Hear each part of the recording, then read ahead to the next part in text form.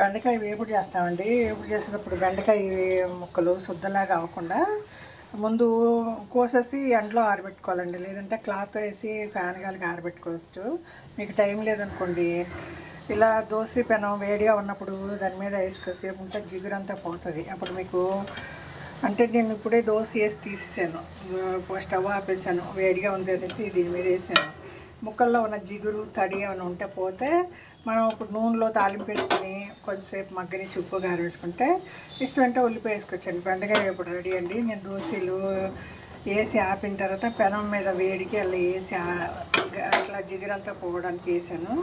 ఈరోజు మనకి కాకరకాయ పులుసు అండి. కాకరకాయ పులుసులో నేను కాకరకాయ ముక్కలు పెరుగు పసుపు వేసి కొంచెం ఒక అరకప్పు నీళ్ళు వేసి ఉడకబెట్టాను. ఇప్పుడు చేదు ఉంటుందండి, కానీ తినడానికి పులుసు టేస్టీగా ఉంటుందండి. దీంట్లో ఉల్లిపాయ పచ్చిమిరపకాయ వేగినాక తర్వాత కాకరకాయ ముక్కలు వేస్తాను, కొంచెం ఉప్పు కారం వేసి చింతపండు పులుసు వేస్తాను. టమాటాలు వేయనండి. కాకరకాయ పులుసుని ఇష్టంగా తింటాను ఎవరైనా సరే. కొంతమంది బెల్లం వేస్తారండి. మనం తినేదే షుగర్ పేషెంట్లు, దానికి బెల్లం వేయకూడదండి. అలా చిరుచేదు పుల్ల పుల్లగా బాగుంటుంది. ఇలా ఉడకబెడితే మీకు చేదు తక్కువగా ఉంటుంది, అంత చేదు తెలీదు, టేస్ట్గా ఉంటుంది. పెరుగు ఇంట్లో ఉన్న ఏ పెరుగైనా వేయచ్చండి, పుల్లదైనా మామూలు పెరుగైనా. ఒక కప్పు పెరిగేసి ఉడికిస్తే మీకు కాకరకాయ కూడా టేస్ట్గా ఉంటుందండి. ఈ బెండకాయలని కొంచెంసేపు వేడి మీద పెనం ఇంకా వేడిగా ఉంది, కొంచెంసేపు వేడిగా ఉంచేసి ఇవి అన్నం కడిగి పెట్టేస్తానండి. 2 రోజుల నుంచి అన్నం కడిగి పెడుతున్నా కుక్కర్లో, వేయటం రైస్ కుక్కరు. గంజి వస్తే చీరలకి పెట్టుకుంటే కూడా బాగా ఉపయోగపడుతుందండి. రోజు ఒక చీరకి సరిపడా గంజి వస్తుంది.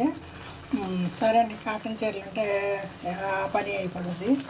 ఇది వెస్ట్ గోదావరి అమ్మమ్మ వంటల వీడియో అండి. నాకు బెండకాయలు ఎండలో వేస్తాకి ఇంకా ఎండ ఇటు తిరిగిపోయిందండి. ఇది సంక్రాంతి రాగానే ఎండ మారిపోద్దండి, దిశ మారిపోద్ది.